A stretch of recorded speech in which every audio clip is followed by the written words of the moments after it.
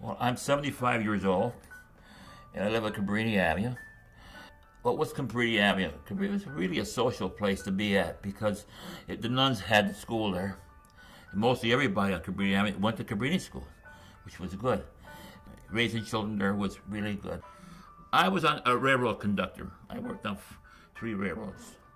I worked on the Lackawanna. I started out as a trainman.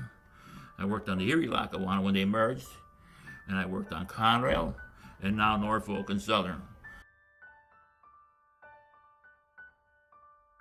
It all happened in a newspaper article. Somebody come over, and I didn't know, come over and said, "Frank, look at this." And I went on the site and I read it. I said, this is no good. We're letting senior citizens out and we're letting veterans out. Paul then got a hold of the newspaper. Then I walked over to him. He says, "Did you read it, Paul?" He says, "Yeah." He said, "What are you going to do?" He said, "I'll be out there 8 o'clock in the morning." Well, I said, which he did. He got out there and he got a hold of Democrats and Republicans because he wouldn't have passed without a bipartisan. And that's how he got it.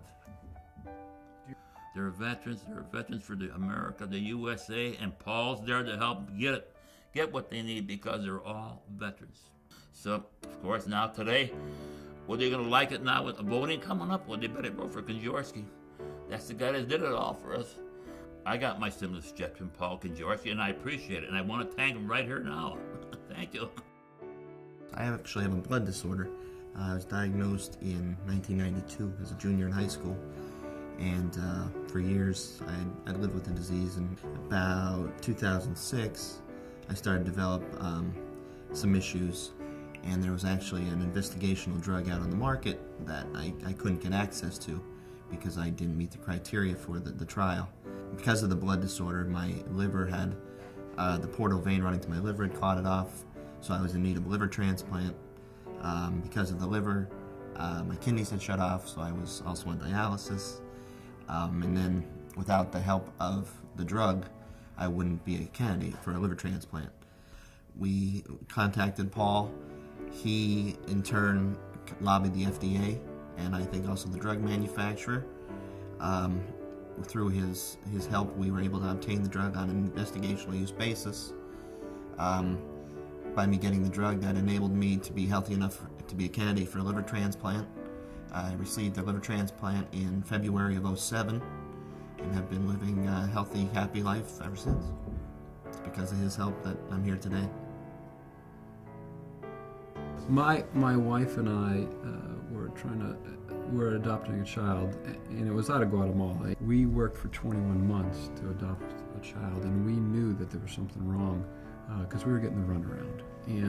And we did some investigation here in the States and found out that there were folks involved that were corrupt. When we went there, we didn't understand what we were getting into. We were in a small hotel, and we couldn't leave the premises because she wasn't legally ours. So my wife and my daughter, my wife's name is Kim and our daughter's name is Ella, had to stay in this small hotel basically day in and for the whole day while I was out trying to find out what was going on in the adoption. So what I did is I sent out a Mayday over the internet to somebody that knew Paul, and I said, "Listen, I need help." And they got the ear of Paul. Whatever, they got Paul, and we were at a point that we either had to leave our child, who was our child we had for 17 days with us, and just forget about this adoption that we worked on for 21 months, or stay and try to get her out of there. He just took the time out of his day and his staff's time to explain what our situation, listen, and to explain to the consulate what our dire situation was.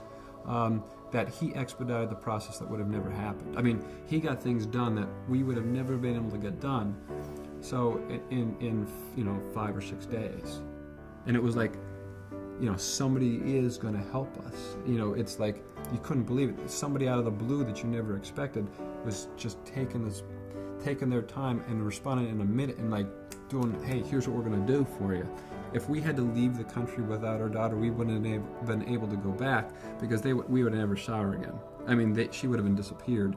It was just so they understood that. So So it was either we had to get out of there with her or never go back. It was because Paul cared and took the time out of his day that we got our daughter home.